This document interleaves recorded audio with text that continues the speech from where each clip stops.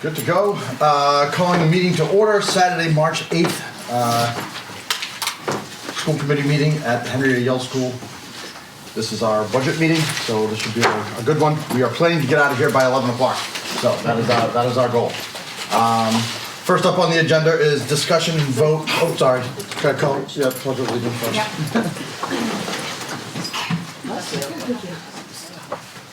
I pledge Allegiance to the flag of the United States of America and to the republic for which it stands, one nation, under God, indivisible, with liberty and justice for all. First up on the agenda is discussion and vote for a school committee member to represent the school committee on the town manager screening search. Any discussion? Do we have anybody that was interested?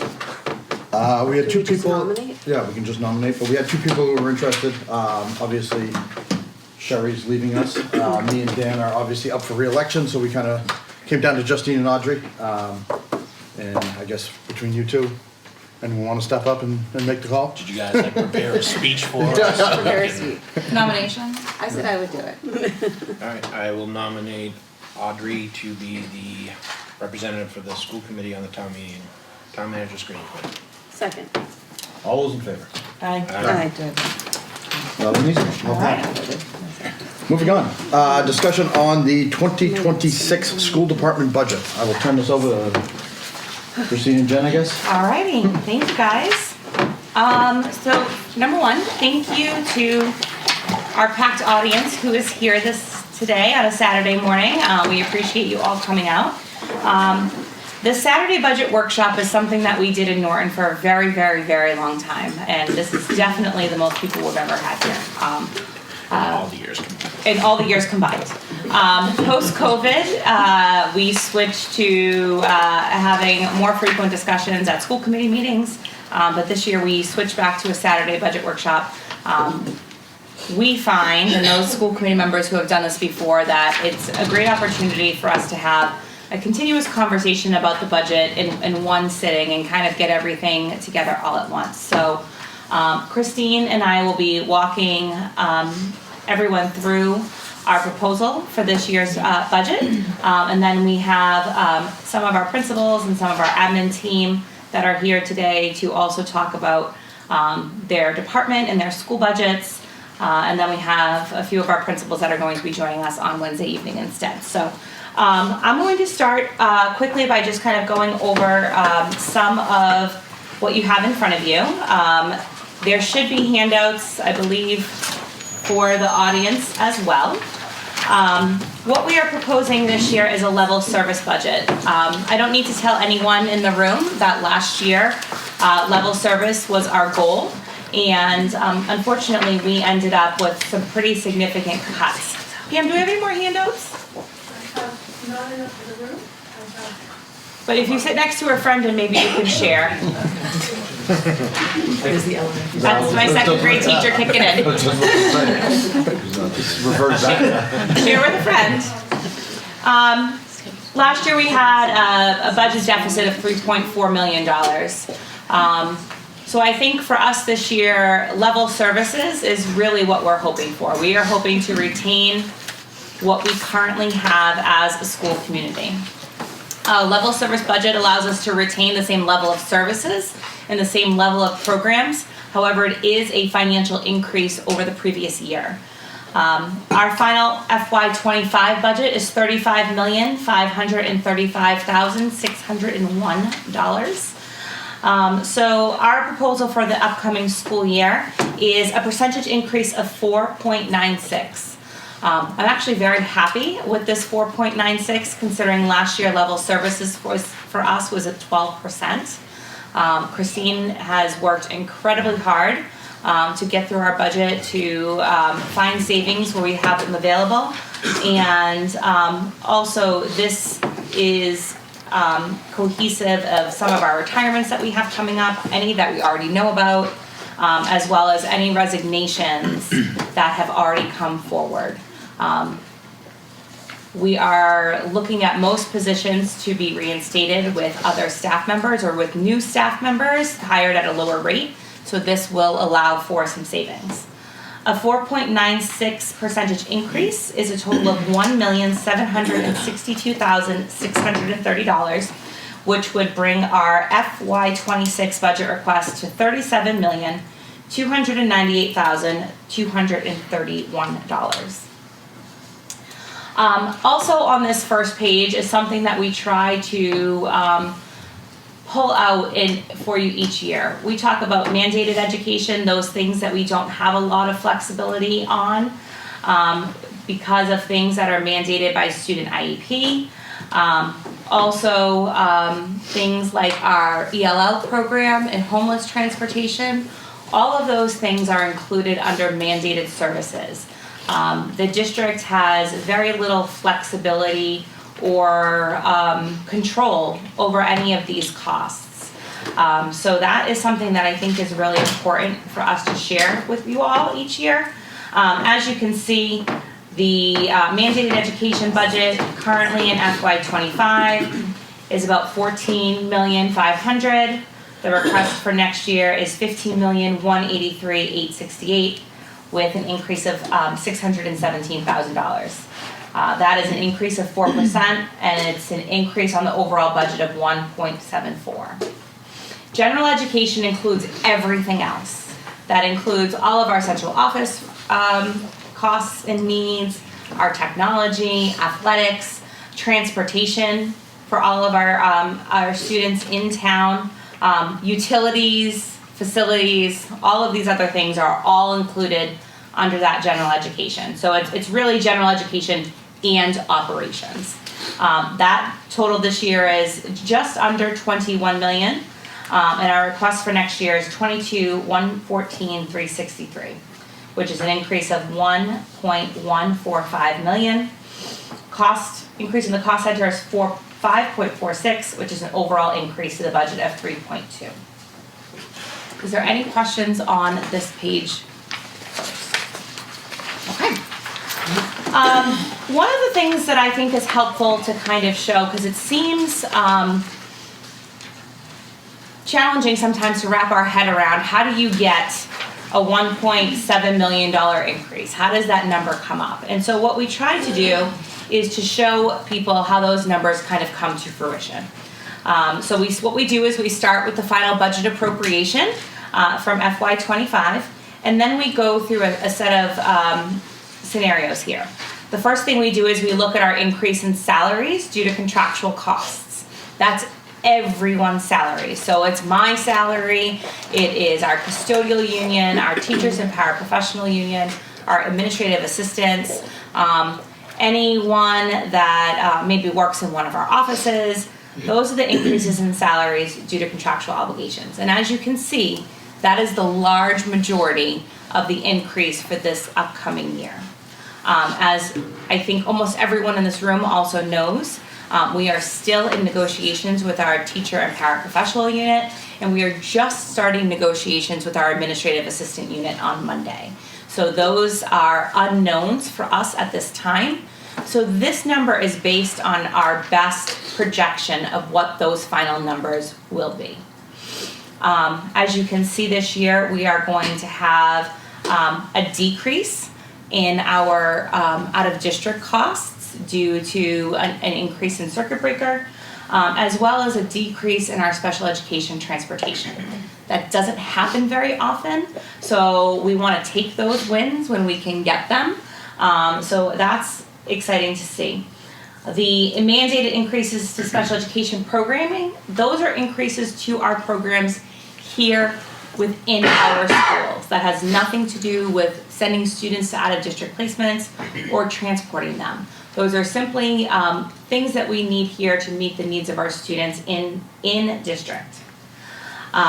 We have a contracted increase for in-district transportation. That is our regular yellow bus.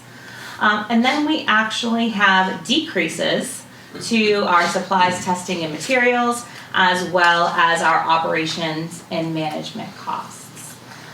So I hope it's evident to the committee and to the community that we really have been looking for ways to decrease costs across all lines. I think the community spoke pretty loud and clear this past summer with the failed override. The margin was very eye-opening, and so therefore Christine and I and our admin team are very aware that we need to work within the parameters that we have in front of us this year. So we are doing our very best to do that. I'm not going to go through this whole book with you guys because I want to give other people the opportunity to walk you through their budgets.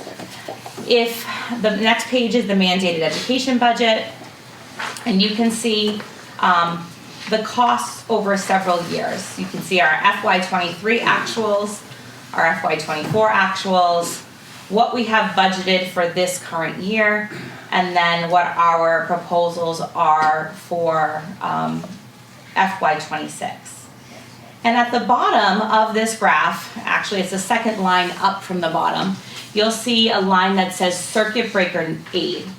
That is money that we receive from the state to offset our out-of-district costs. I know I've shared this before, but I will share this again for the audience, both at home and that may be here with us. When we send a student out of district because we are not able to meet their educational needs here in town, the community is responsible for the first $40,000. Anything over and above that, 50? 50. Oh, sorry, it's 50 now. Sorry, thank you, Christine. We are responsible for the first $50,000. Anything over and above that is subsidized by the state through the circuit breaker grant. And that is reimbursed, and the rate fluctuates every year. So there is no guarantee each year what the state is going to reimburse us at. They like to try and say 75% is the average. One of the big things that my professional organization, the Mass Association of School Superintendents, is trying to do is to get that guaranteed rate up to 85%. Because ultimately, it should be 100% of the reimbursement. But that is not what is happening. So, last year we did receive the 75% reimbursement through Circuit Breaker. Additionally, they reimburse transportation. So, the transportation costs, again, are fluid from year to year in what that reimbursement rate will be. The most recent reimbursement rate that I can recall off the top of my head was 57%. So that money we use to offset those tuition costs. So you can see in FY23 we used 1.4 million. In FY24 we used 1.9. In FY25 we are using 1.5, and we are projecting to use 1.6 next year in FY26. So we are utilizing other funds to offset these costs. It's just a little bit of a roll of the dice as to what those actual reimbursements will be. So, Dr. O'Neill, when it comes Yes. to these reimbursements with Circuit Breaker, we largely have to just project that in our budget because we don't get that till We don't get it sometimes until July. October. Yeah. July at the very earliest is when we kind of have that information about what these reimbursements will be. So Christine is the expert on this, but what we do is we make our best projections. And oftentimes you're using the reimbursements from the previous year to pay off the next year's balances. Am I saying that? Correct. Okay, great, good. So that is, yes, but it is a projection. Any other questions on this component? And then we have the same type of overview for the general education piece as well. And as I said to you earlier, general education includes the transportation piece. You can see facilities, utilities, and maintenance under there. Athletics are also under there. You'll notice at the bottom, again, the second line up from the bottom, this is where we use our school choice fund offset. And you can see in FY23 we use 1.3 million, and FY24 1.8. Bless you. FY '25, we are planning to use 2.1 million. And then our FY '26 budget is projecting a use of $2 million of school choice. We have a lot of conversations about school choice as a community, and I think it's really important that we find that right balance. Number one, of not overburdening our classrooms, but also making sure that we still have this money coming in, because if we had to lose that $2 million, we would be in a much different financial position if we did not have that money to subsidize our budget. And then I'm going to share with you the next 2 pages. These are the other revenue sources that we utilize, and how we utilize them to offset staffing. So as you can see, we have school choice that I've already discussed, in circuit breaker. Circuit breaker does not offset staffing because we use that to offset tuition. But then you can also see we have a facilities revolving account where that is for rentals. So people that come in, they use our gym, they use our fields. We use that money to offset some of our custodial costs, including part of our director's salary. The preschool tuition, our families pay preschool tuition. It is certainly not enough to run our preschool program, but we do use it to offset the costs in the salaries of some of our preschool teachers. Transportation. Again, we hear a lot of times from families that they pay for the bus. It is not the entire cost of the bus. We take in about $130,000 each year for transportation fees. Our transportation costs for the yellow bus overall are over $1 million. So it's definitely a small subset of the costs. Other tuitions, this is, for example, if we have, right now we have a program that is very well run, and we have a student from Dayton Rehoboth that tuitions in because they don't have a program that is similar to theirs in their home community. It's a special education program, and they pay us a tuition. So that's what that is. And then athletics. Those are athletic fees that our families pay. Again, that does not offset the cost as much as what athletics cost us, and that does not go to any salaries. It goes simply to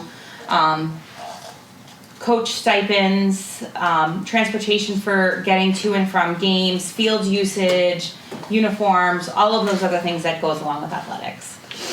And then the other revenue sources, the top of this page I think is important for us to share, because this talks all about federal entitlement grants. There's a lot of conversation right now at the federal level about some of these federal entitlement grants in the Department of Education and the role that the Department of Education at the federal level has in local school communities. I think it's really important for you all to know that this is what we receive on an annual basis. The federal SPED entitlement grant is about $800,000. It is currently paying for 19 and a half paraprofessionals, which that is a huge number of staff. And again, if we were to lose that funding, that would be a huge hit for us as a school community. The early childhood, that is for preschool, that offsets preschool salaries. Title I, that is for our reading and math interventionists. That's 2.6 staff members.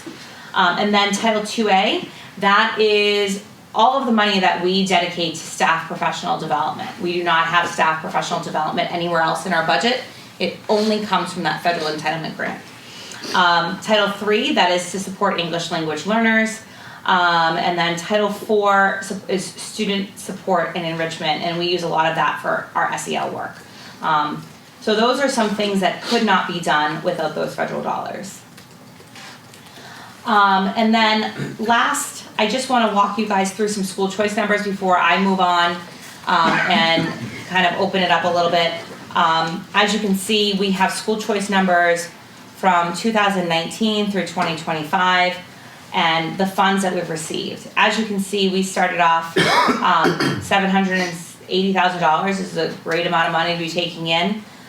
This current year, we're projecting about $1.5 million of choice money received.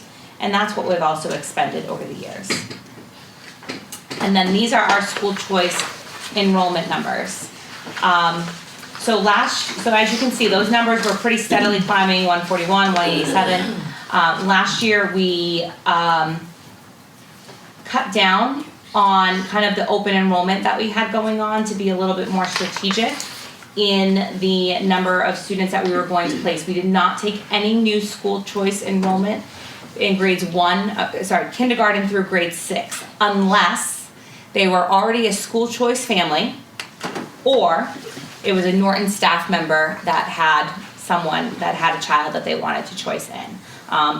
There are very little perks in being an educator these days, so we like to retain that one for our staff. So as you can see, we went from 246 school choice students last year to 231 this current year. And then I always like to show the class size average specifically at JCS and LGN. It's very easy for you guys to figure it out at every other school. You know, you take the 4th grade divided by 8, take the 5th grade divided by 7. At JCS, in LGN, we split them up between the two buildings, so you can see that, you know, the highest class average is about 2 students. So it wouldn't be something that we would be able to close a classroom down if we got rid of school choice.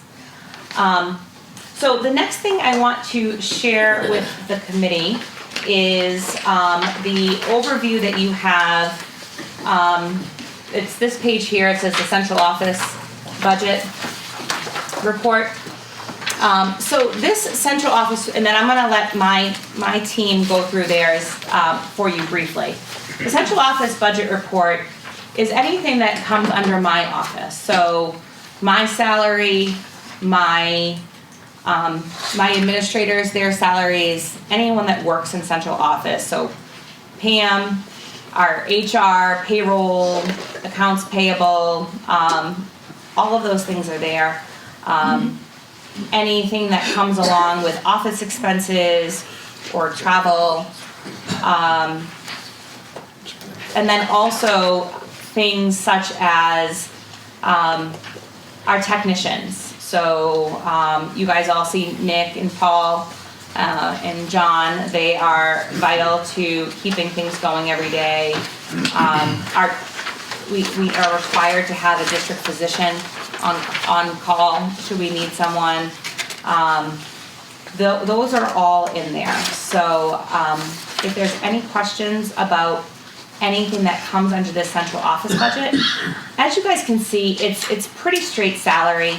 When it comes to expenses, this is your expenses as well. You guys can see superintendent office expenses, school committee, it's about $1,200. It's very minimal. Anything that's under there, there's very little wiggle room when it comes to things that we do here, but I'm happy to answer any questions that you may have about these particular lines.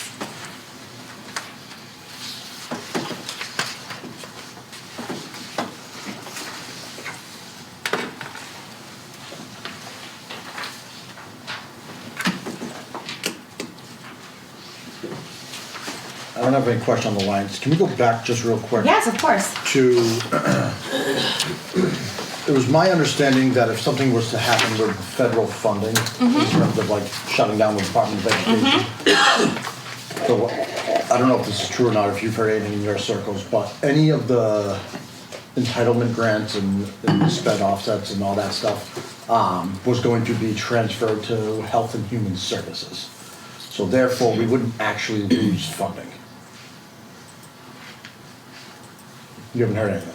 Okay. No, and I don't know that we fall under Health and Human Services? That's what I heard. I heard that everything from not everything by any means, but like a lot around the spend, if the Department of Education was to be disbanded, the funding would then be incorporated into Health and Human Services, and then we would get that funding still. Which, So- again, I don't know. I can give you a Yeah. couple examples. So, like for example, right now I'm thinking about Medicaid specifically. One of the things that we do is that there are certain services that students receive that are Medicaid eligible. So our office, Casey's office and Christine's office, they work together, and they do all of the work that goes along with getting Medicaid reimbursement for the student services that they're eligible for. The schools do not see any of that money. It goes directly into the general fund. So the difference between that and what we receive right now for like the federal sped entitlement is we get that money directly. It's not part of our 2%, 3% budget from the town. We receive it and it's in addition to. There's also a lot of red tape that is going to come along with any federal shutdown of the Department of Education. There are a lot of federal regulations that include things like Title I or IDEA. So there's going to be some sense of preservation, I hope. But the concern I would have, Nick, is that would that money come directly to the schools? Or would we need to now go advocate for it with the town? Kind of sounds like we need to do that with the Medicaid reimbursement too, if it's coming directly from our students. I mean, Yeah, so with the Medicaid reimbursements, that goes, when you say to the, I think you said to the bottom line. It goes to the general fund. for To the the town. general fund for the town. Yes. What does that number look like? Do we know? Again, I don't need an exact, but what's that rough figure? Give us a second. I have a quick question too, while Yeah. Christine's. When we are getting the, like we're considered an ability to pay town, right, in chapter 70? Yeah. Right? Minimum aid. So is that what's projected in this budget as well, like the Yes. minimum aid? Correct. So Okay. right now, the minimum aid is projected, so we don't really project the minimum aid on our side. Right. That's kind of, Yes. the town does that. So right now, the minimum aid is projected at $75, which is great, because that's more than 30. Yes. Right? When that happens, the town gets the local aid, and the minimum aid should be projected at $75 on their side.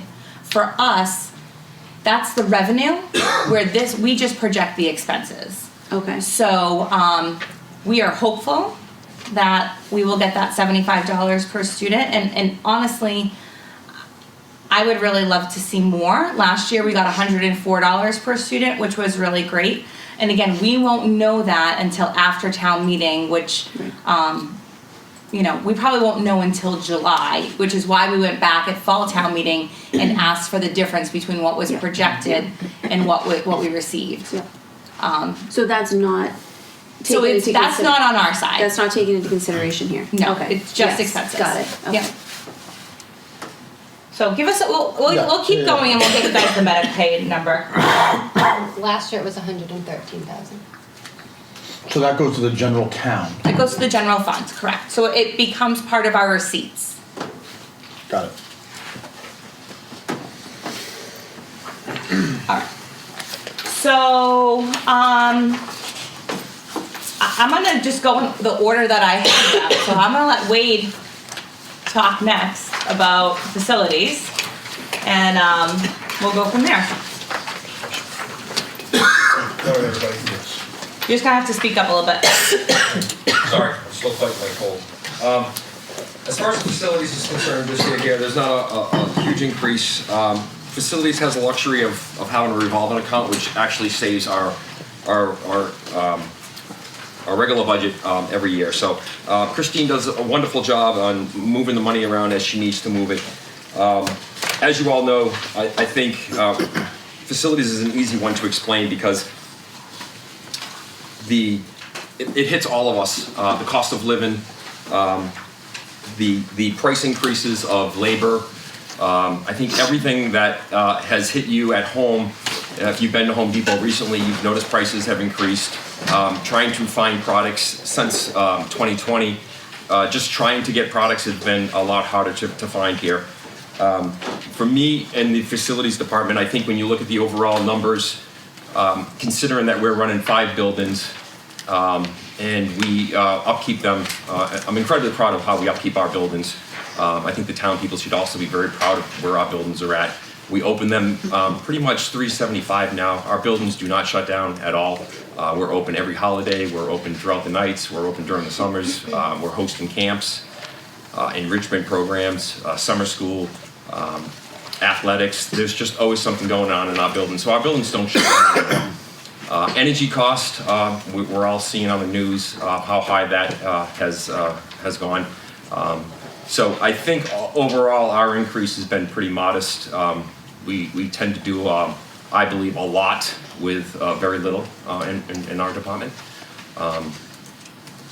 But I don't think there's any crazy numbers here, so if you have any questions, I'll be happy to answer them, but I'm not gonna take too much of your time. Wait, do we have any outstanding projects that are going on? Like, I know Yes. the dreaded one that we don't like to talk about. Is that still, is that done? So the middle school roof MSBA project has been approved. We have the support of the town on this here. We're in beginning meetings now with the state to move forward on that there. The goal was to try to get it done this summer. I'm not sure that timeline is going to be met. So I think worst case maybe next summer. But that's really our big project going on right now. As far as the school is concerned, in my opinion, we do a 5-year capital. So we have a pretty good plan on where we're at. And I think the only real concerns moving forward will be the roof at the LGN, the roof at the Yale. And then our building envelopes are in really good shape. We've taken some, we were ahead of the curve, I think, on the energy. We have all brand new energy efficient boilers, so we're saving on gas. We have our solar panels have been huge with our electrical cost. I think we were ahead of all that. But the actual building envelopes themselves, they're buttoned up really tight right now. We've gone through insulation, we've gone through windows and doors. We've done a lot to our buildings in the last few years. So now I think it's maintaining. But as far as big projects, I think those are the three right there, the three big roofs. Okay, thank you. Christine, I guess this is probably a question for you.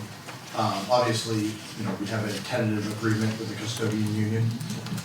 I'm looking at these percent differences in terms of like JCS, it looks like a 21% increase for custodian salaries, Hay 5.1, 5.3, so on and so forth. Can we just kind of lay out exactly what that looks like and why those numbers look so high? Sure. So I'll start with the small ones first. We do have a tentative agreement, but that also includes some of the staff go down steps, which is higher than the actual COLA. That goes for any of staff or teachers or anything, so the percentage will always come off a little bit higher. The reason why the 20% in the JCS is because last year we put a partial custodial salary into the cafeteria revolving account. And then after doing some reviews with the state, they preferred not to do that. So I moved that out. So that is why that one particular line is up to 20. Thank you very much. If I could just conclude with, right now we currently have 20 custodians on our roster. We have 5 buildings. To do the math real quick, that's 4 custodians cleaning the high school, 4 custodians cleaning the middle school, 2 at the grounds department, 2 at the LGN, 4 here, and 4 at the JCS. That's a lot of school to cover. And our guys are not just cleaning anymore. Our guys are also maintaining. We have to maintain.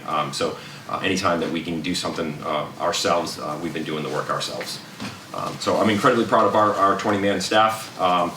They've really stepped up to the plate this year. They've done an amazing job. And again, I think the town people should be incredibly proud of our buildings. Everybody in town is using them. They're open all the time. And I thank you for your support.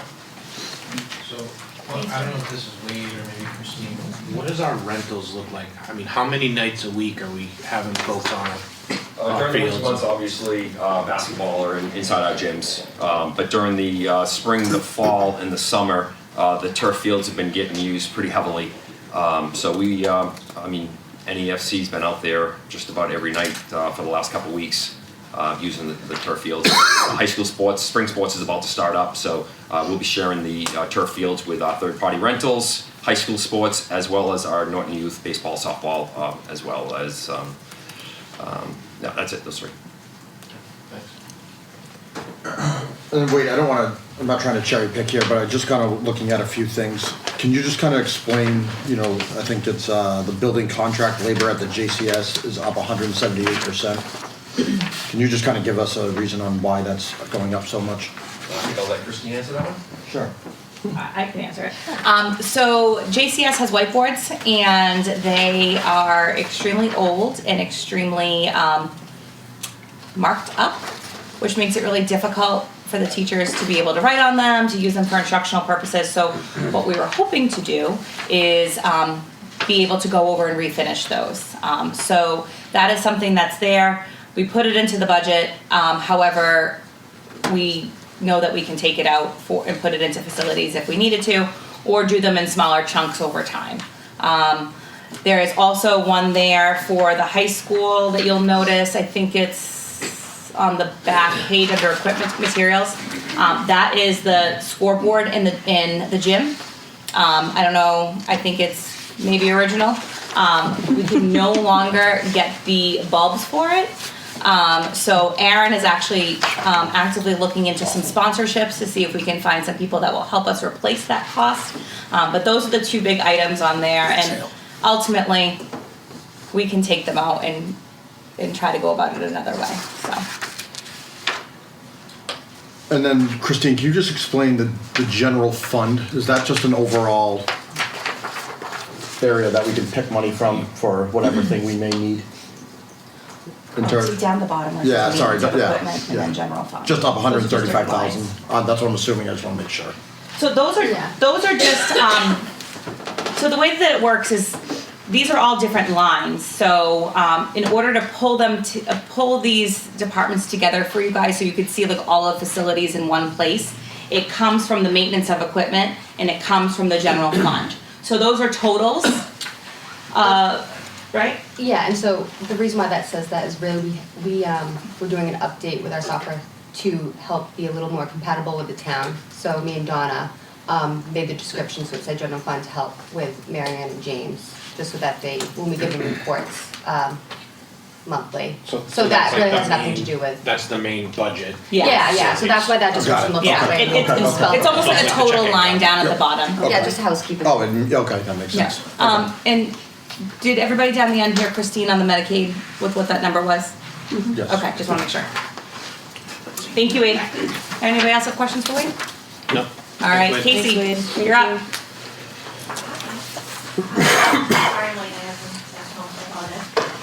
So our requests this year are really for just increases to mandated services, so the number of students that we have and the services that are required through the state. So like legally for a specialized program, we're supposed to max out our classrooms at 12. And so with the way that students are moving up and down in the district, we have to kind of, we have some students moving up to the high school next year that will necessitate more programming to be up there to support their needs, as well as moving paraprofessionals around to meet the needs of students who have one-to-one staffing or that need higher ratios in their classrooms. Some of our other tuitions and things along those lines are really based upon the mandated tuition increases that the schools have. We've been working to try to centralize more of our students when we outplace them, so that's really been one of the positives that for our transportation lines is that we've got more kids on the same vans going places, so that's helped us to decrease some of those costs there. Really everything is really based upon, like Wade was saying, cost of living type things for increases to services that we don't have any control over, and also the students coming in their IEP-based needs. So we did request a couple of new teaching positions. We're hoping to shift some of those from one building to another, so it'll not be a brand new position, but rather a new to the buildings in general. So like one at the LG, one of our best programs at the LG, will be moving up to the Yale to support the student needs here. So we won't have to hire a new position, but we'll have to be shifting some of the programming around. We're looking at all of our caseloads in comparison to workloads for all of our therapists and specialists, so our OT, speech, school psych, counselors, to figure out if we are working smarter rather than harder and utilizing our resources in the best way possible. But also taking into account that just because one one OT, for example, might have 12 kids on their caseload, which they don't, but that's just a number I'm pulling out of the hat. And another might have 20. The workload may be similar due to the amount of services that the students on the 12-person caseload receive versus the 20. So really trying to balance those out and be as equitable in terms of our workload for our staff as we can across the district and utilize our resources as best we possibly can. So, Casey, Yes. you might have mentioned this and I might have missed it, but Yeah. when a kiddo moves from one school to another Yes. in the same program, for consistency, do we try and move that para with them? For So- consistency for the program and for the kiddo? So that's really tricky, Dan, to be perfectly honest. A lot of times, the kids have been with those staff for 3-4 years, and for the health of and sanity of everyone, it's really not good to do that because we don't want anyone to create a learned helplessness dynamic. We don't want people to become too dependent on one individual person. Sometimes it's unavoidable. Sometimes we have to due to certain levels of training that staff might have that is required, like a medical training or on one student or something along those lines. But we really try not to because we want kids to be able to generalize their skills across staff and locations. Another question, maybe it's yours, maybe it's yours. When we look at our collaborative placements, last year they went up quite a bit for their tuition costs. Yeah. What do we know about that for this coming year? I believe Do we it's have those 5%. numbers? It's a flat 5% currently. And how many do we have, I know we're a member of BICO, do we assign? We are a member of FICO and Reeds. Reeds. Yep. Okay. Yeah. And So Reeds is going through some changes? Reeds is going through some changes in terms of their programming and their facilities that they're hoping to build and move out of our district into some more separate buildings around town. But they're programmatically going through some changes as well. They're trying to build up some more transition programming and things along those lines. But we've been able to work with them pretty cooperatively in terms of our rates based upon their changes and their needs with us. So that's Christine and Jen and I have been meeting with the Reeds people to try to work some things out along Let's those make ways. a deal. Yes. Jen wore a costume, it was great. In the wheel. Okay, thanks Casey. Yep. Give you guys a minute to look and.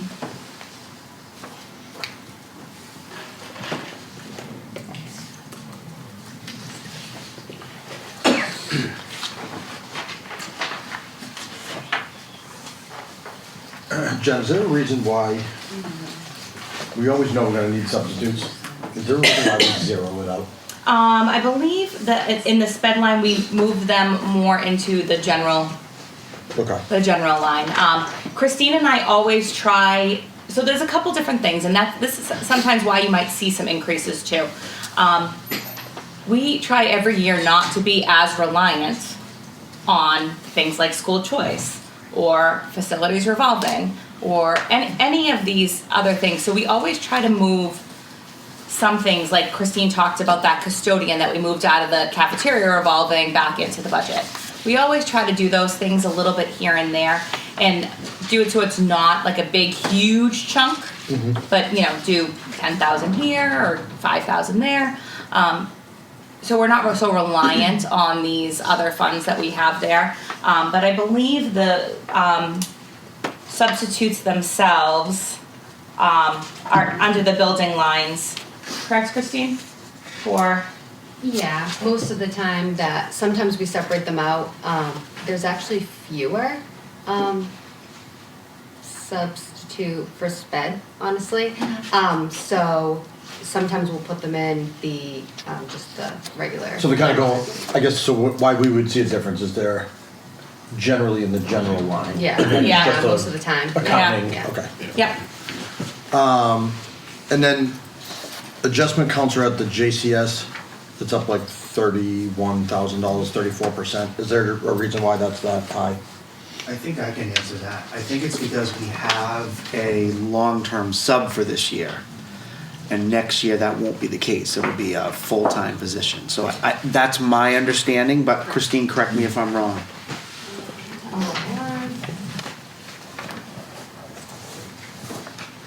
And then. Oh, I found it. Go ahead.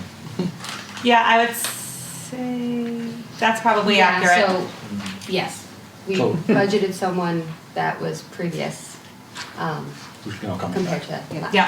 Perfect. What is tuition math schools? for $50,000. Those are collaborative, tuition amounts for the collaborative. So, and again, just so everyone understands, and correct me if I'm wrong, we don't really have a say in that. They just increase their tuition and we pay it.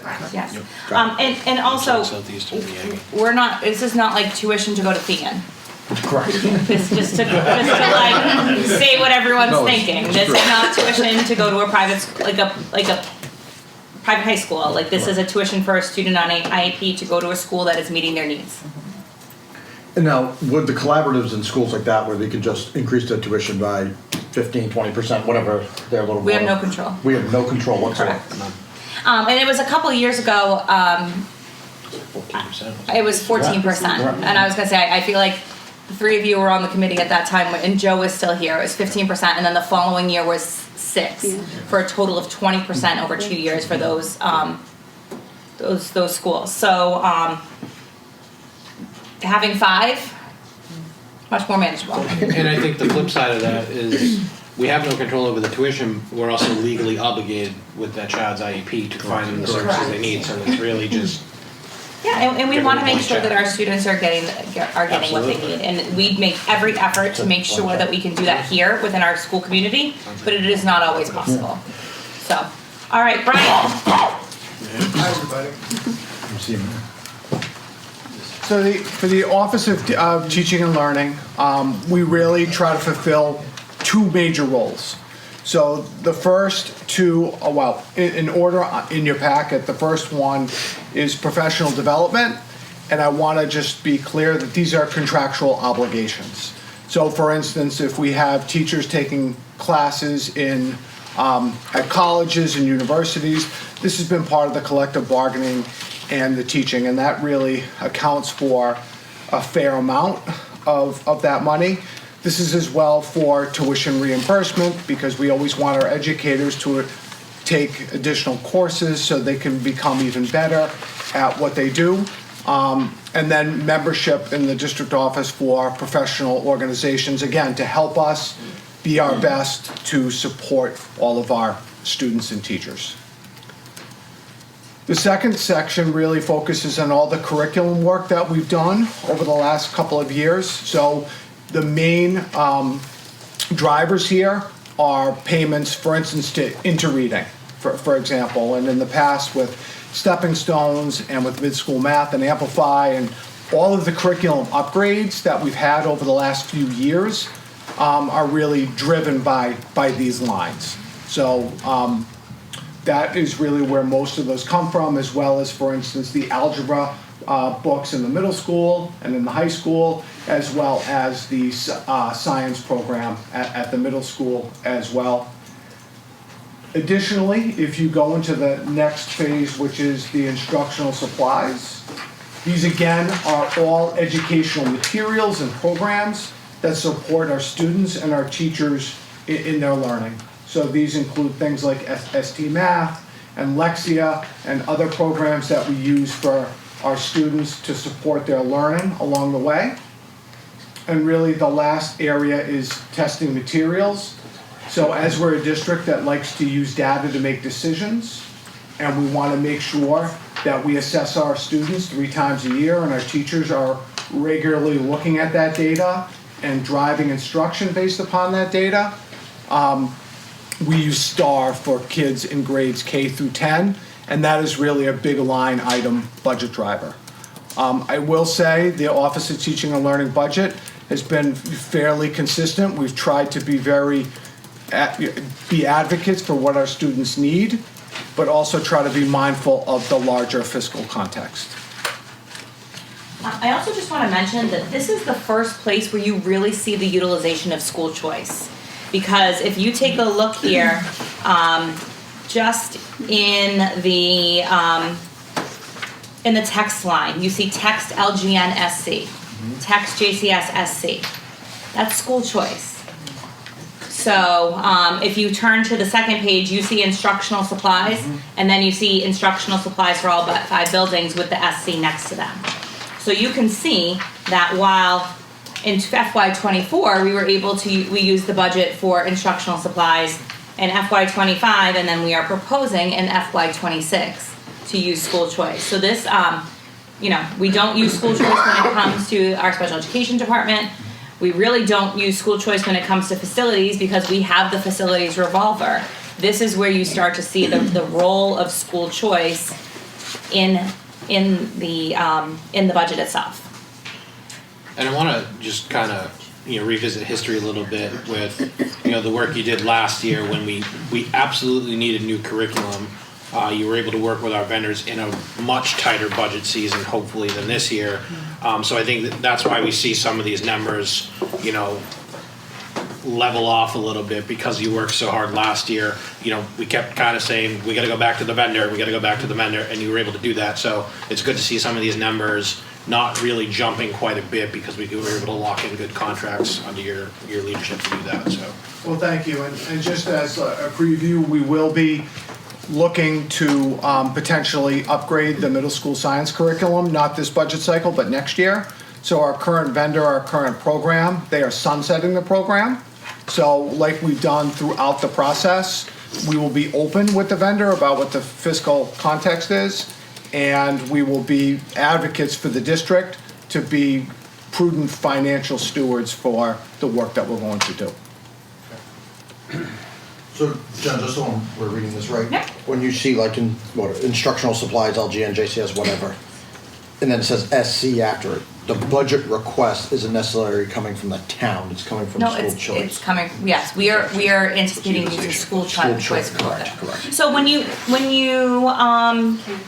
yes, please go ahead. So also if you look up there, you see the 0 on the FY24. We still use school choice under the instructional supplies last year, but we redid the account code structure to mimic the budget. It was easier for reporting wise. So we actually did use funds. It's not showing up with this report because it's a different account.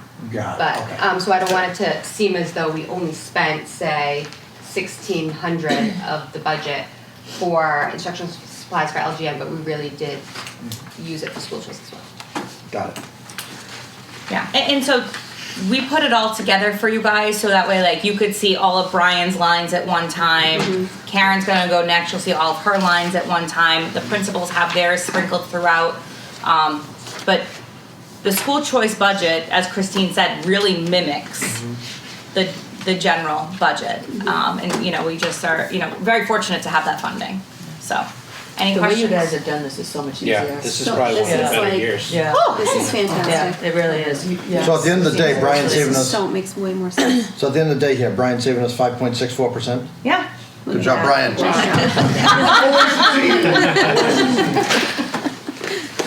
All right, Karen. And I'm using it all up. Yeah.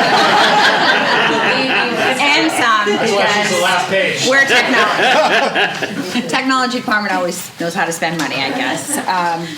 So and that's because technology permeates everything, I guess, right?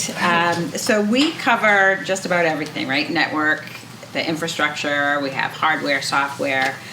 We also oversee the libraries, the STEM, tech ed, and also carrying the computer science up at the high school. So our budget typically is a little bit in flux, and that is because with anything, there's that uncertainty with who's going to break what this year. What potentially could fail. We do have some switches, which nobody knows what that is, but it works behind the scenes. Well, Paul does because he's a former tech director. But certain things in the network that, kind of run everything in the district and allow us to have, infrastructure.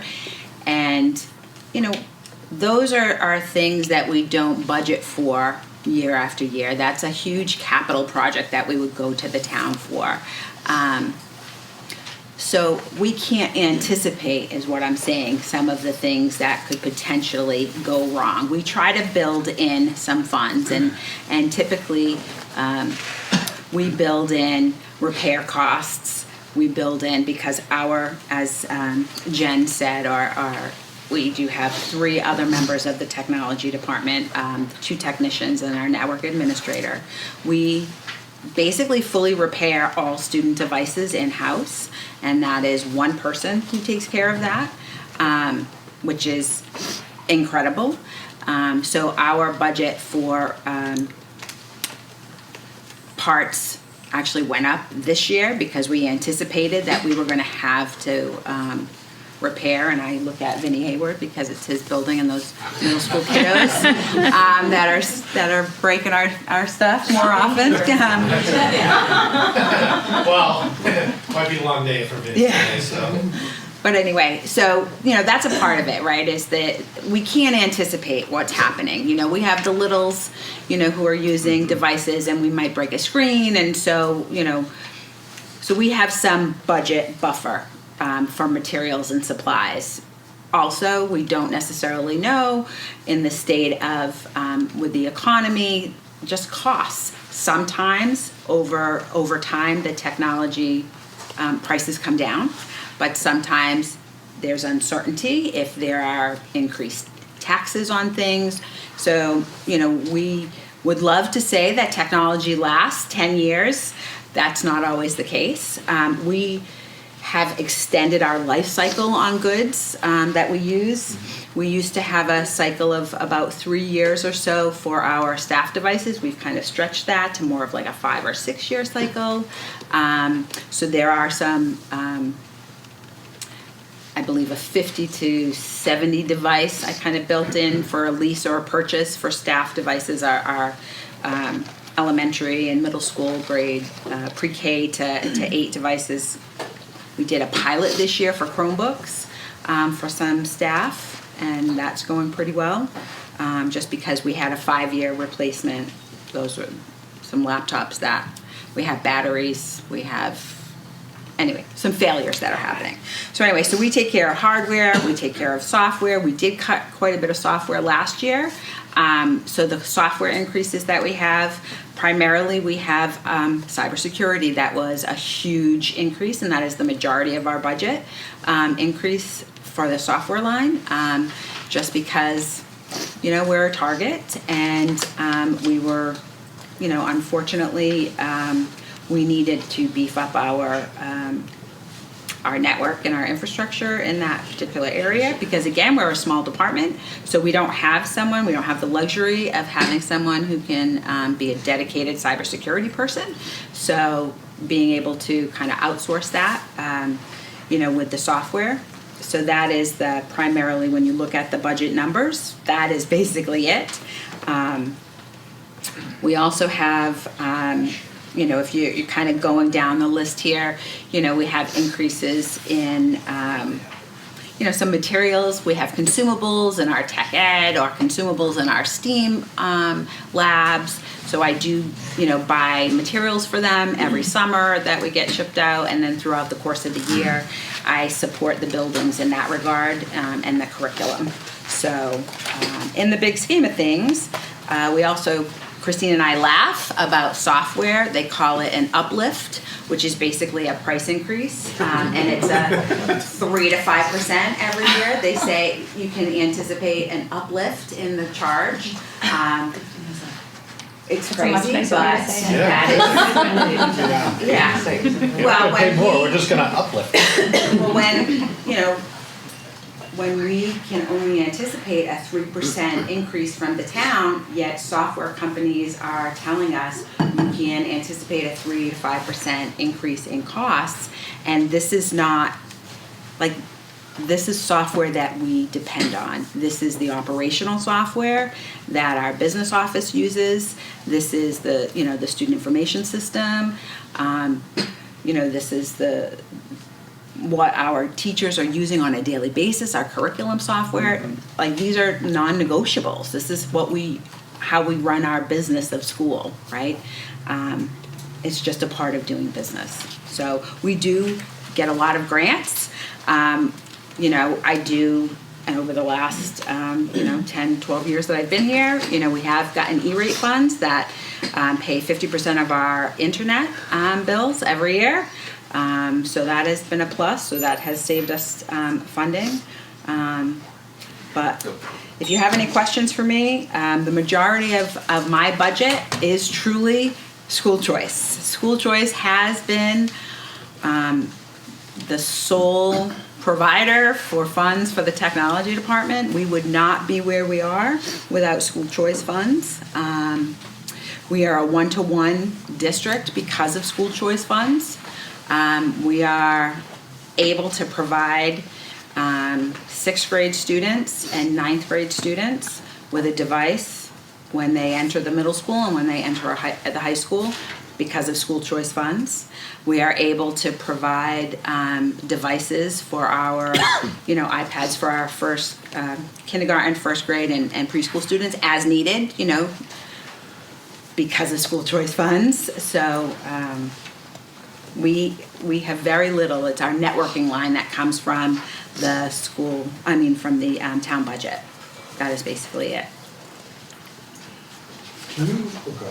No, I was just gonna, I think like the technology budget, everything that's in here is obviously the day-to-day, but, it's when something bad happens to our technology department, it's not just a simple fix as we've learned over the last couple of years, with outside forces kind of acting against us. So Karen's done a very good job, utilizing the funds that she's been given.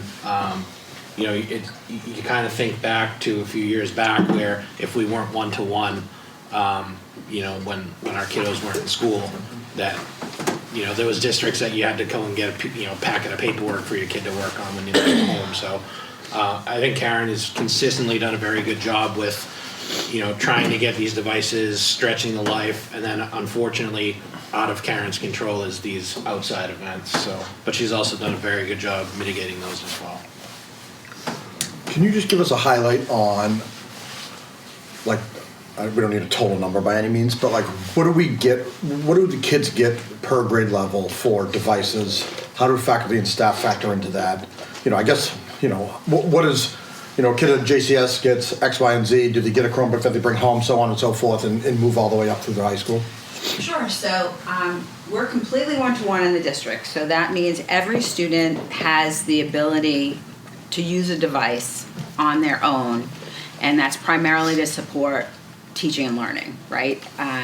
We, as Brian said, we have curriculum that requires assessment pieces, so we're using iPads in preschool as needed under the direction of the teachers, right? They're not on those devices all day, every day. They're available as needed.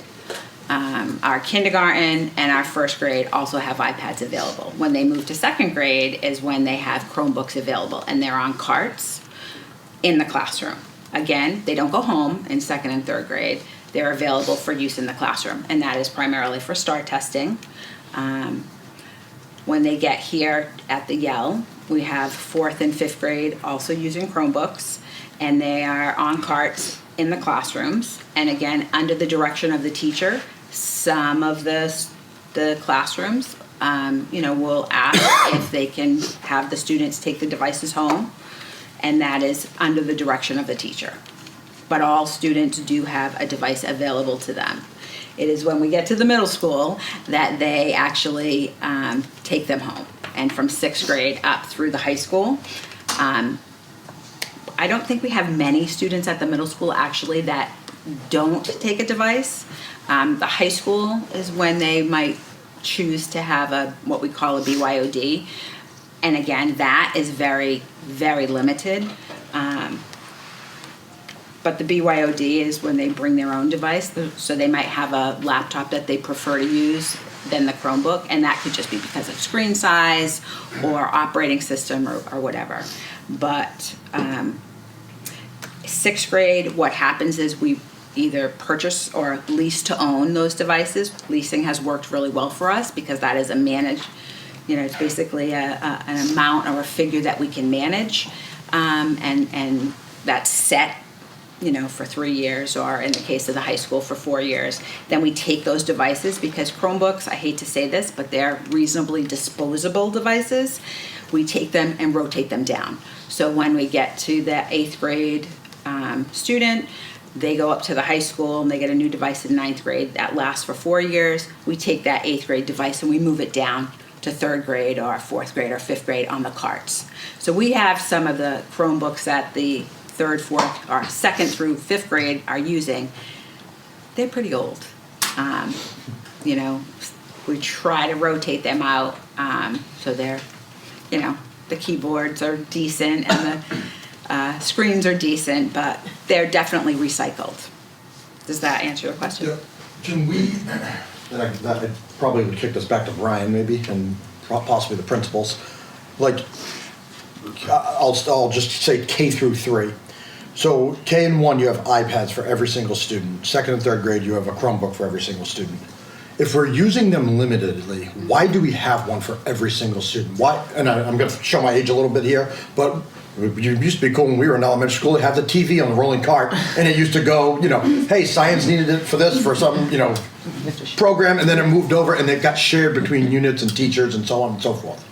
If we're limiting our devices in school, which I think a lot of us want to do, especially at the you know, early ed levels, there's a piece of that obviously comes in that's great. My kids love the ST Math stuff, but I also think some of that ST Math stuff can be done at home, you know? So if we're limiting the use, why do we need one-to-one? When we do the STAR testing, can't we, I mean, they're not STAR testing all day long. Couldn't we just say, hey, you know, Miss Parrish, Miss whoever, you guys are doing STAR testing 8 to 9, the next group, you're gonna move those Chromebooks over to, you know, 2nd grade, and 2nd grade's gonna use them there. So I'm going to answer first, and then Perfect. everyone else can jump in. COVID. Because when we went initially, that, you know, everybody went home, we did not have every preschool student, every kindergarten student, you know, they did not all have devices. Because we had to do something and provide, we were required to provide devices for all students. That was when we purchased them. That was the initial purchase for all elementary students. But as these devices are faded out, We are not necessarily replacing them all to continue the one-to-one. What we're doing, like preschool, we have not necessarily purchased any new ones for them to have. They're available, so when you think about this, COVID was 2020, we're in 2025, so those iPads are 5 years old. and then, no, go ahead, Brian, sorry. No, I would concur with Karen. The value of these is that particularly, especially with some of our newer curriculum adoptions, there are online components that do support student learning. So it would be advantageous to be positioned to be able to have every student have a Chromebook. When you look at, interreading, for example, and when you look at stepping stones, which are the programs, there are options there and opportunities for kids to utilize the online piece. Could I just add one other, if it's okay? And I'm going to talk specifically about 2nd and 3rd grade at JCS, but I think it's probably very similar at LG. 2nd and 3rd grade, they actually use their Chromebooks for a lot more than just STAR testing or SD Math. So, for example, I was in some of the classrooms this week, and they use it for writing. And and I'm sitting here with my laptop doing the JCS journal for this week, so forgive me. But we all, that's a skill we have to teach kids on how to use technology to write, how to edit their work, all those things. And believe it or not, and it's really interesting on how they do it and what they learn by doing it, they use it a lot to create presentations. And the presentations are for a variety of different uses. Some are academic, some it's about, this is a book that I read, here are things I want to talk about, like things that I learned in the book. They do it in a shared way sometimes. So, it might be a Google slideshow and I've got a group of 3 kids and we share it. The other thing they do is they use it for the SEL lessons. And it's really interesting to see what the kids do when they're talking about some of the monthly traits that we do in Character Strong. So I think for 2nd and 3rd grade, I think they use them for a lot more than just those purposes.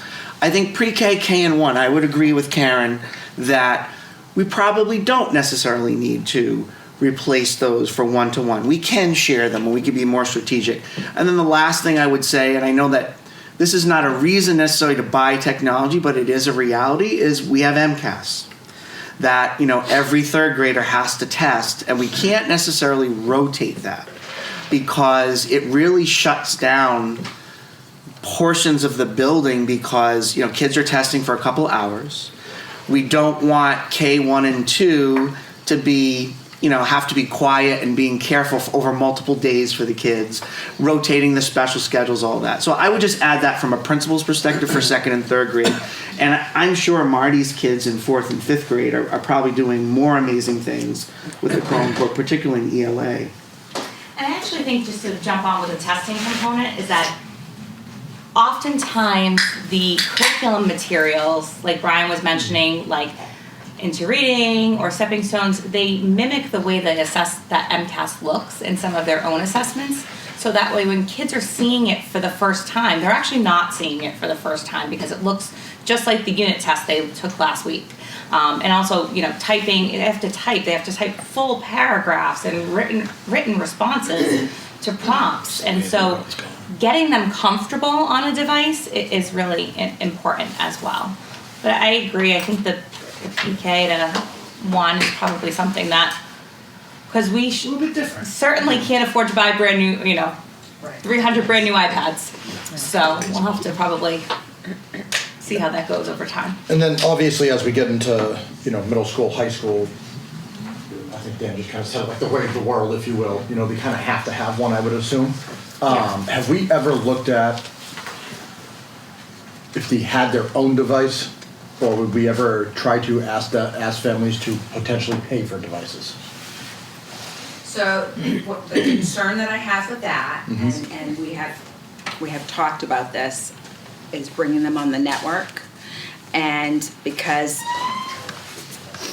as with anything, security is a concern. Even with Chromebooks, we have learned pretty quickly the state of devices and the state of just the world and phishing. It's happening to our students.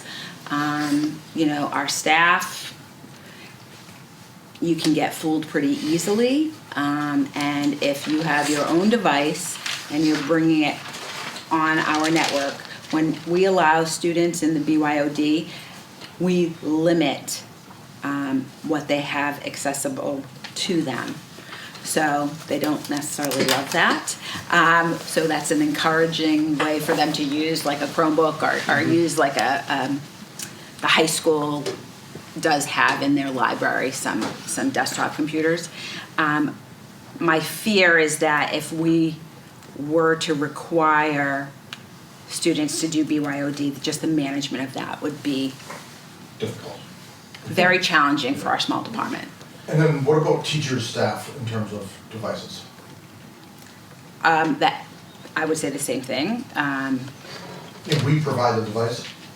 No, we currently provide the device. Right. Yes, it is why we are moving to Chromebooks as an option.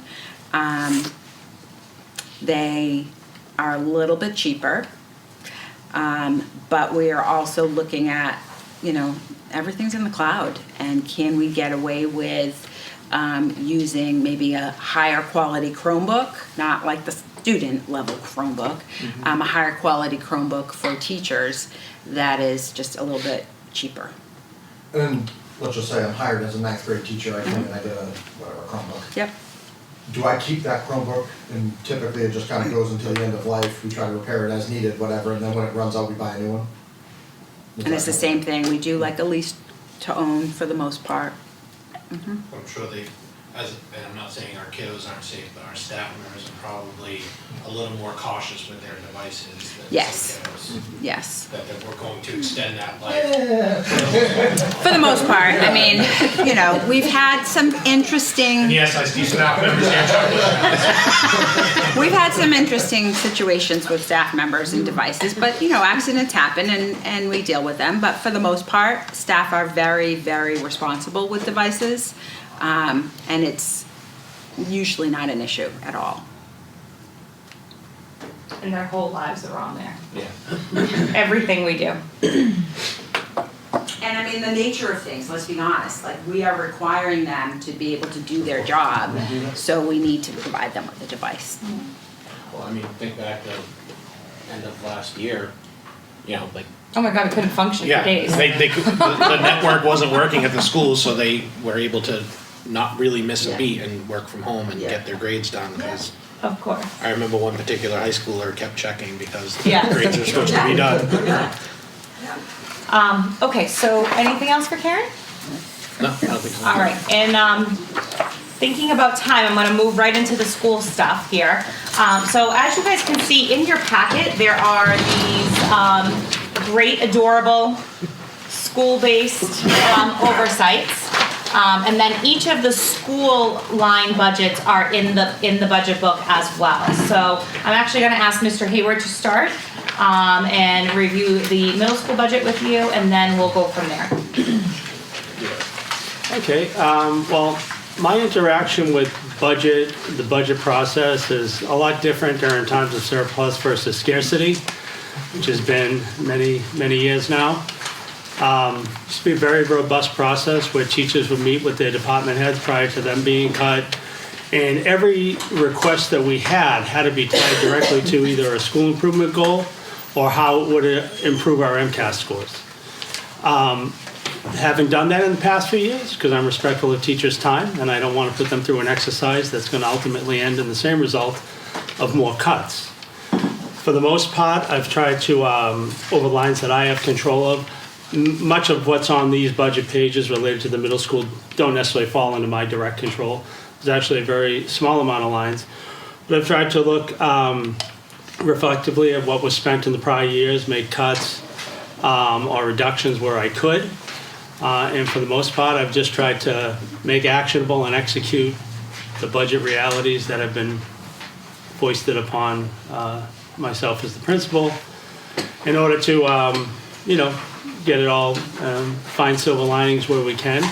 I will say some of the middle school stuff that I'll say is kind of in soft areas as far as when you're looking at cuts, like clubs and sports. When I look at our school day, our offerings are very limited.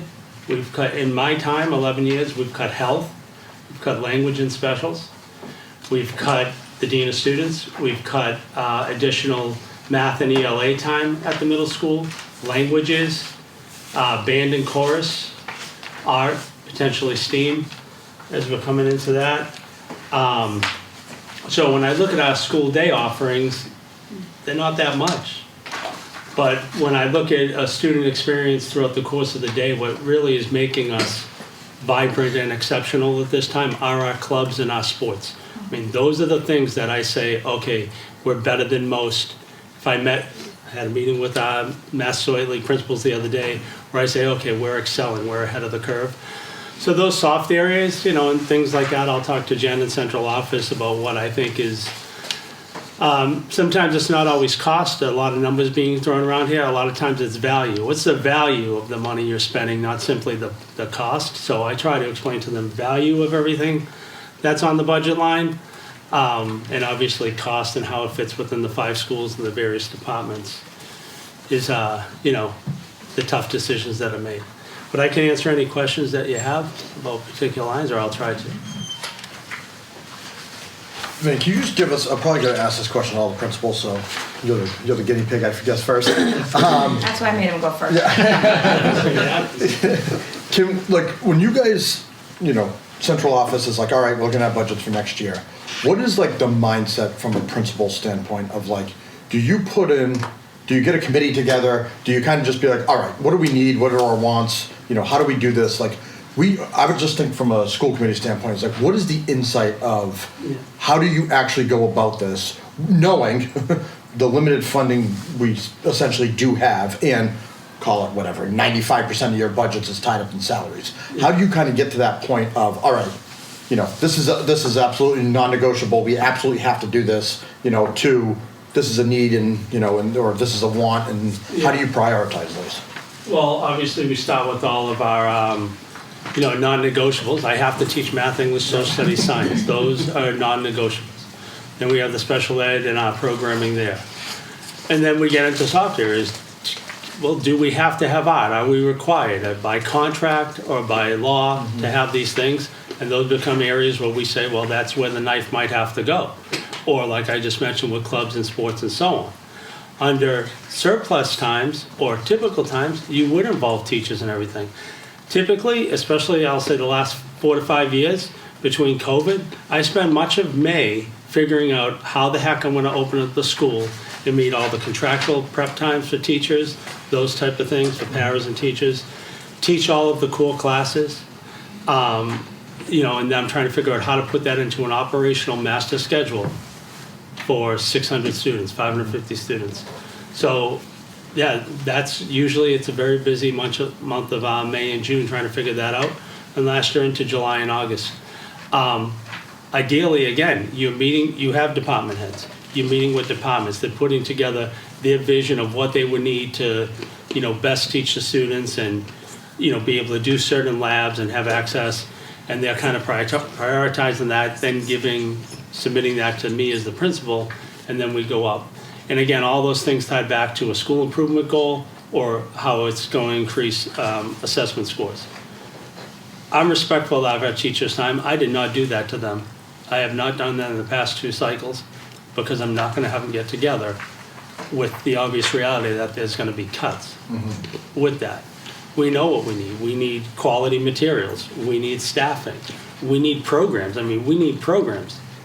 I don't need to buy language books and music instruments. I don't even have those programs. So those are easy cuts, just right off. But, you know, for the most part lately, it's these are the realities.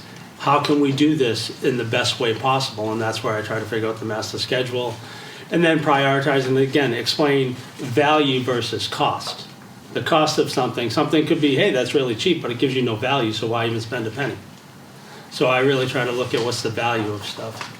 And I look at it from contractual obligations, legal obligations, and then also with just a student's perspective, like a student's day. When I look at a student's day, they have hour-long classes now. They only have 4 core classes. They go off to a limited selection of specials. But it's really our after-school programming and stuff that makes it a vibrant place. That's why if you drive by the middle school, my car's there at 5 o'clock, 5:30, because there's always kids in the building doing stuff. And I think, you know, for the committee itself, my direction to the principals was, we want to retain what we have this year. We want to make sure we are able to keep a level service budget, especially after, you know, needing to cut so significantly last year. Yeah. We would be thrilled to keep what we have for the upcoming school year. So it's Yeah, so the process is like Jen tells me and I put on a seatbelt and a helmet. So it's like, okay. And I know that sounds like kind of sad and pathetic, but it's the reality of the work that we do. We want to retain what we have because this year has been challenging as it is, and you know we're fortunate enough that we were able to bring back a few things this fall. But we want to be able to keep moving forward. We don't want to have to make any additional cuts. Yeah. And then if we can continue to maintain what we have, then we have the ability through retirements and resignations potentially to add other things back in down the line. Yeah. And so that's the tough part. And thankfully for like all the challenges and different things that come up, even when we have like surpluses and stuff, you know, teachers don't have access to that money all the time. We spend a lot of time. I'm very fortunate to have a staff that when we have a challenge or a problem, we look at things other than money solutions. Like what are some other solutions to the problem or the thing that we have going on here? And you know, even in best times, we're not awash in cash, so we spend a lot of time just what are solutions or how can we address challenges? And usually money isn't part of what we're talking about. It's always all these other things. So then from like a club and athletic standpoint, you know, obviously, you know, I don't know, every 3, 5, 7 years, you know, you're probably doing some type of eval on those.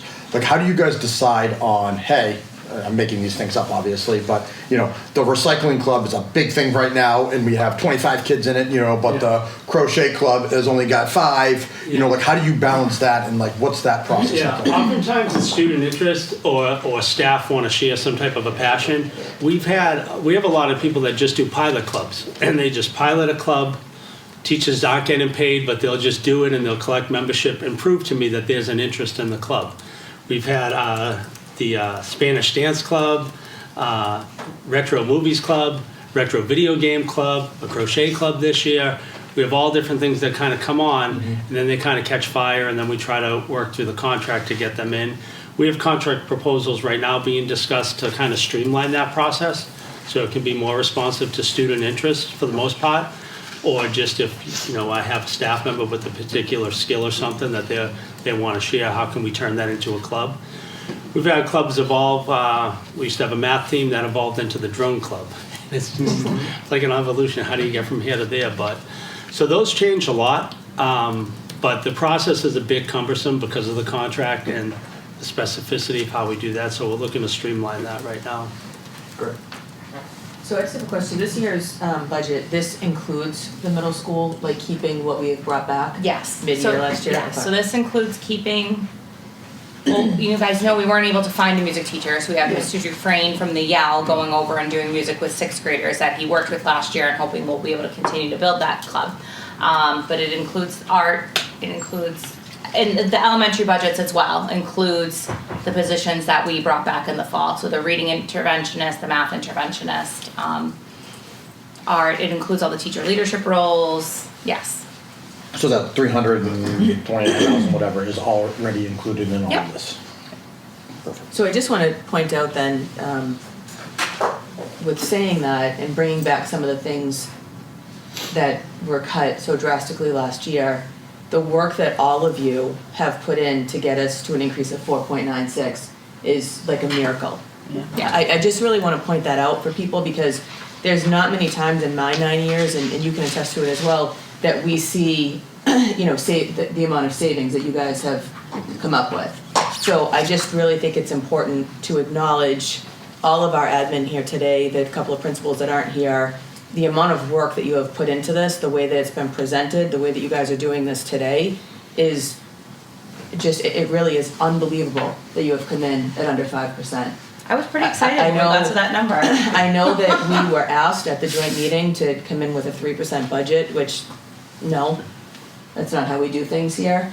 But I just really want to acknowledge each and every one of you for the amount of work that you guys have all put in. I mean, it is absolutely astonishing what you guys have done, so thank you. And I think with Vinny, I'm pretty sure we started doing it at the same time. And I think the first time I ever saw him was like, oh, by the way, we're gonna add soccer to your plate. And then in the spring I was like, hey, you know what, we're gonna add baseball and softball too.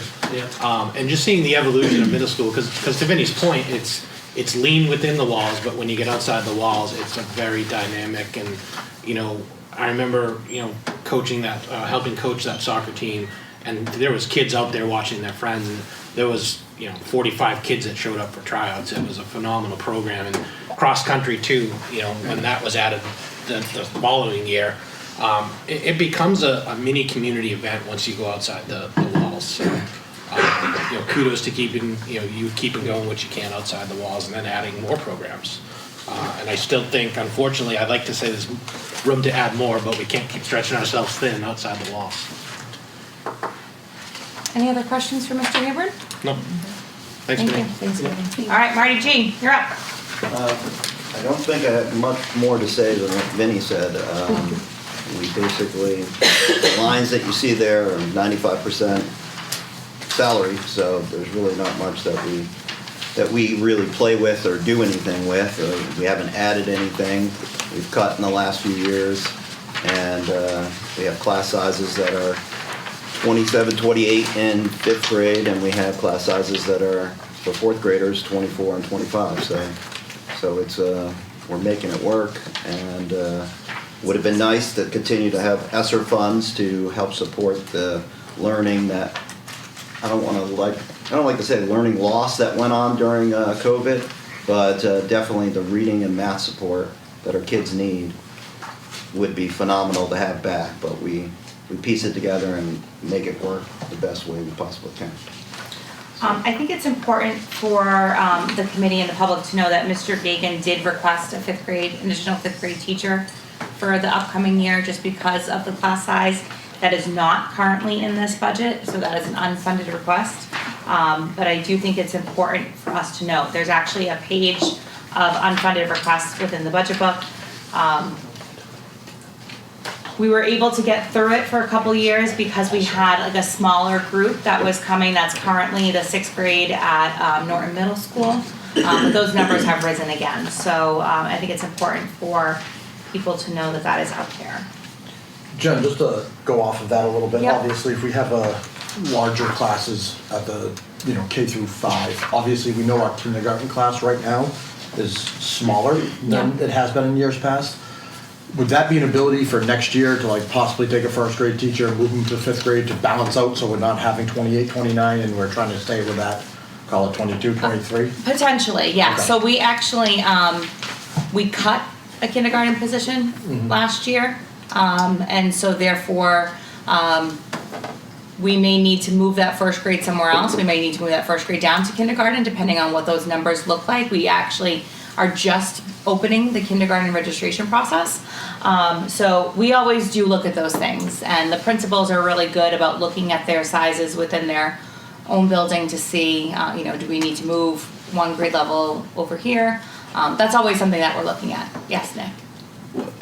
This is probably, maybe I should probably know this, but what does the licensing look like? So like, is your license like K to 6, so like a 6th grade teacher can come down for like Marty's 5th grade, or? The majority of our teachers either have a early childhood license, which is pre-K to 2, or a 1 to 6, an elementary license, which is 1 to 6.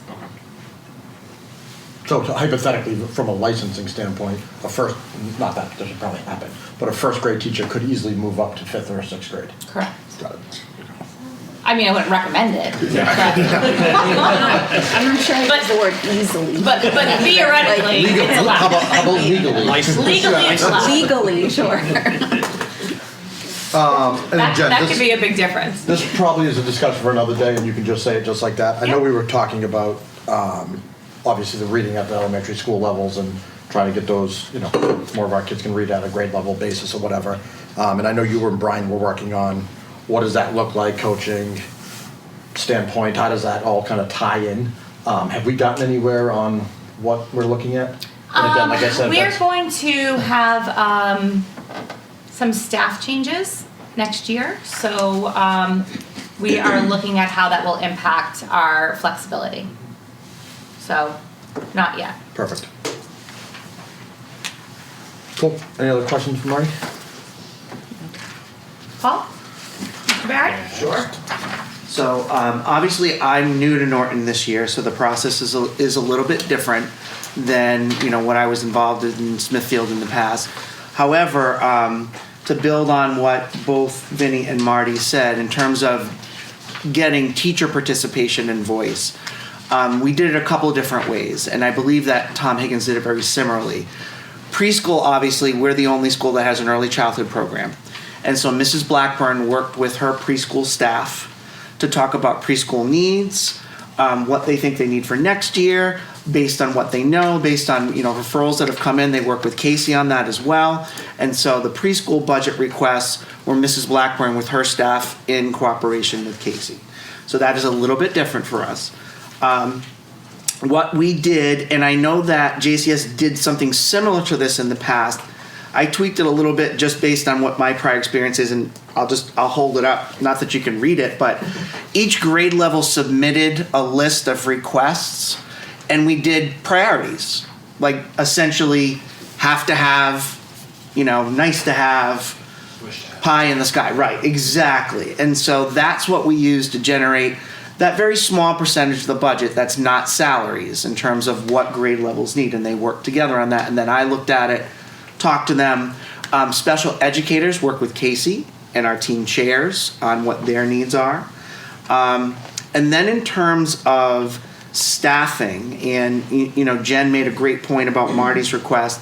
There are a couple of requests that I had put forward that I don't think are in the budget, but I do think it's important to talk about in terms of need, what we should have. So both Tom Higgins and I talked about a 0.5 paraprofessional for each kindergarten classroom.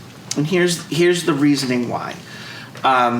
Young kids coming into kindergarten, particularly the first half of the year, they if they've never been to preschool, they don't know school. They don't know how to manage school. A lot of them don't know how to tie their shoes, the routines of school. They need a lot of hand-over-hand help on just zipping things and getting things, So we don't have that in Norton. And so we talked about how that would be an important need for both of the kindergarten programs, both at JCS and LGN. We were not under the assumption that we would get it, but we thought it was an important need to discuss, and so we put it in our request. The other thing that I would say, and I'm not doing this in a selfish way, but just, that JCS in the past had an assistant principal, and we don't this year. And I knew that fully coming, so that was not a surprise. No, there was no bait and switch. Brian didn't trick me, or Jen. But I do think one of the challenges is we're a much bigger school than LG. And so I would prefer to spend my time, I think Marty does an excellent job of this, in classrooms with kids and not sitting in my office doing paperwork or other things, but that stuff still has to get done.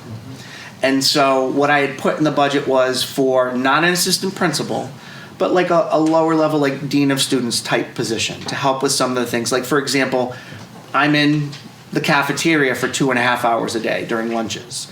That would be helpful for that, arrival, dismissal, things like that. I'm outside at arrival and dismissal every single day, which is wonderful because I get to greet and wave to families and I get to know people.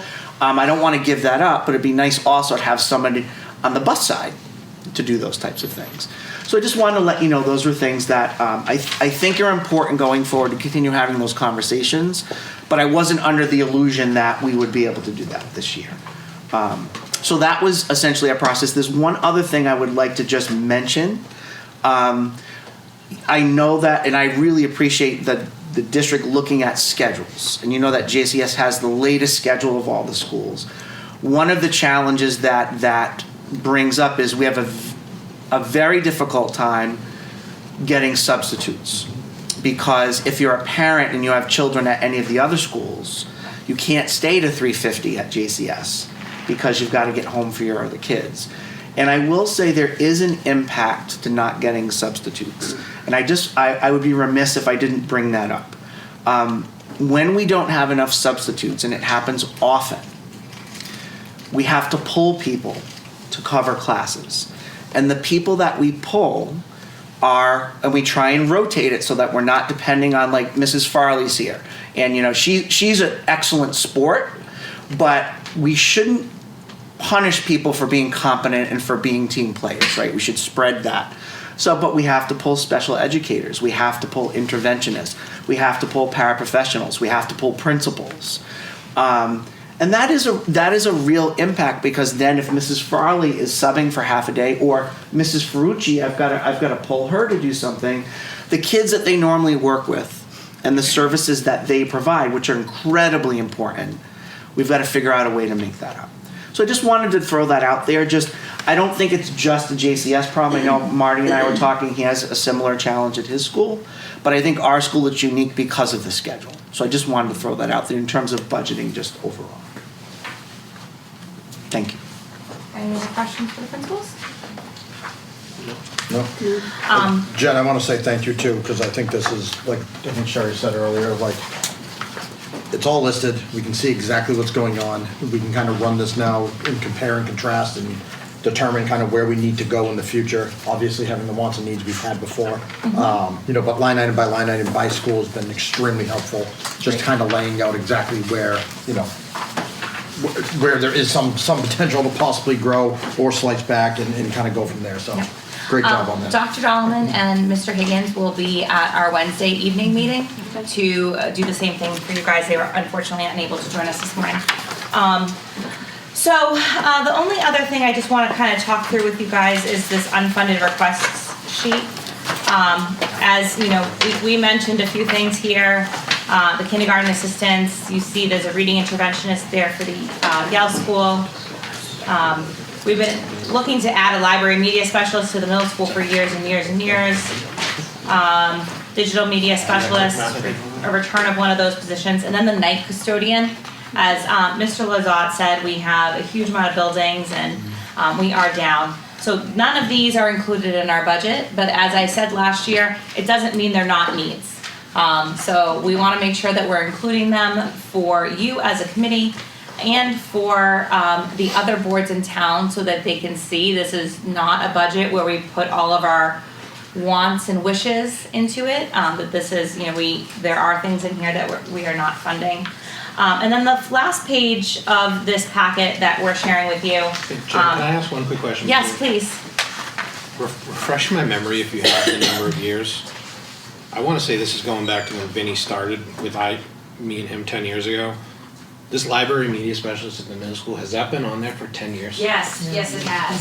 Because I have been asking for it. And I believe you started with us, right? Yeah. I started Me and Karen never had a started library. same year, 2014, and it was actually, we were very fortunate to be able to, because we didn't have an elementary library media specialist, just shared between the JCS and the LG. And if you remember, this beautiful library, this was not like this. And we can thank the Yale PTO or the parent group supporting Julie Dermis, who had the vision, but we were able to get her hired part-time between the two buildings.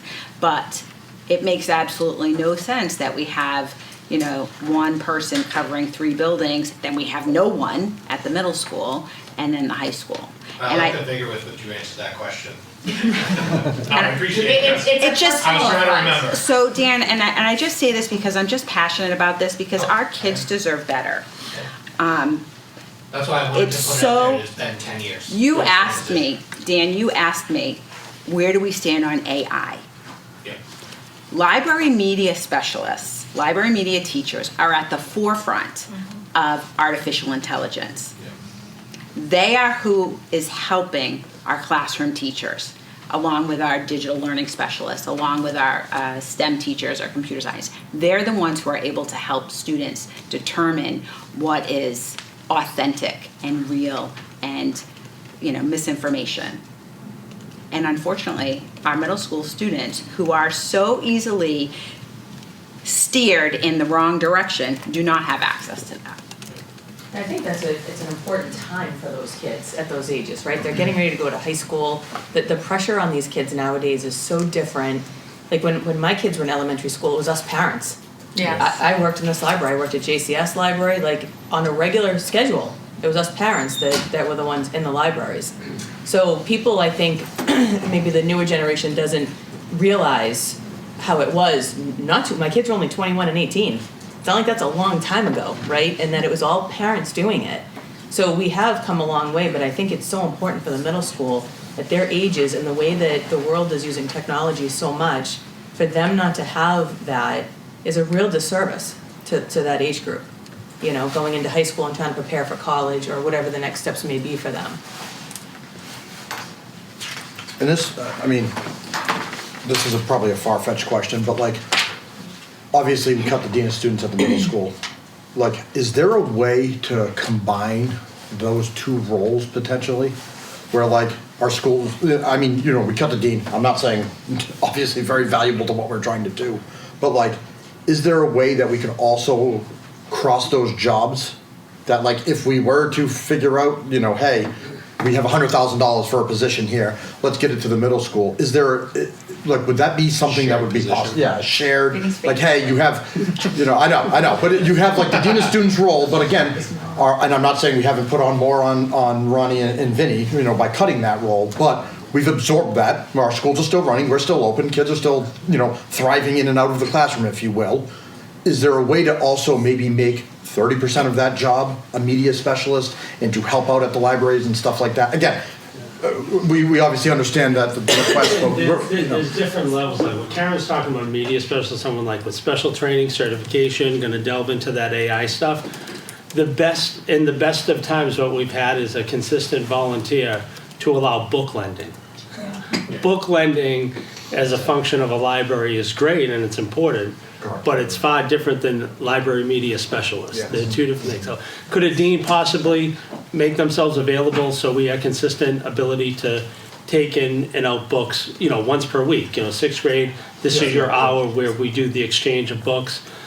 But, there's also a lot of peripheral time, and we've talked about maybe having Stu Cal kids being able to restock the shelves, because you have to put the books in the same locations and things like that. So book lending is one level, and that's kind of what we've been able to do with volunteers. Karen's talking about a totally different person and job, which couldn't really be combined with the dean. So it's kind of like two different, I'll say, level or tiers of that space and the position there. But yeah, we do consider everything. I've considered and we've had years where we've had a volunteer, and if they could be consistent across all grade levels, we've done up to book lending. But that's been the extent so far. And just the final page is a school salary budget comparison between FY26 and FY25. This is something that I think the finance committee was kind of asking for as well. So this is, so you can see kind of where our money is going. Obviously, the high school has the largest staff, LGN has the smallest staff, so they get the, smallest piece of the pie. But this is just the comparison of one year over the other. So. Any questions that the committee has, or? Do we know, what is for total budget, if you will, and again, Christine, you might not have this right off the top of your head by any means, but on average, what is our 100% of our budget, how much of it is tied up in salaries? I forget last time we looked. And then, and again, maybe this is a question for Wednesday, that if we can, whatever. Explicitly. Hypothetically, let's just say it's 90% that's tied up in salaries, whatever. Is that comparable around state averages? Is that are we way under in staffing? Are we right on pace with staffing? Are we, overstaffed? I don't think that's the case, but are we overstaffed? Kind of where is that fine line of, how much money? Because I just feel and again, this probably happens across everywhere, but when you're putting together a budget and 95% of your lines are tied up in salaries, I mean, there's no real room to do anything. So it's just okay. Move the number from one column to the next. Yeah, exactly. So I'm where does I guess kind of I would like to see kind of where we fall in terms of are we the same? Are we facing the same problems other schools are facing, and so on and so forth. We can definitely get you the percentage of our total budget that's tied up in staffing. I'll do some research and see what we can do in terms of getting where we fall compared to other people. Yeah. But I don't know that off the top of my head.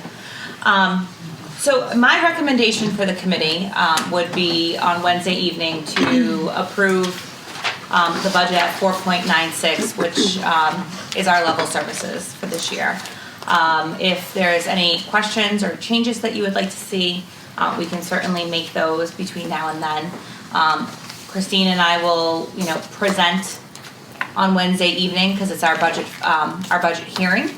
So that the community is open. What we'll do, Nick, is we'll open the budget hearing. We'll go through the budget. We'll do the questions on the budget hearing, and then we'll close the budget hearing and open the regular meeting.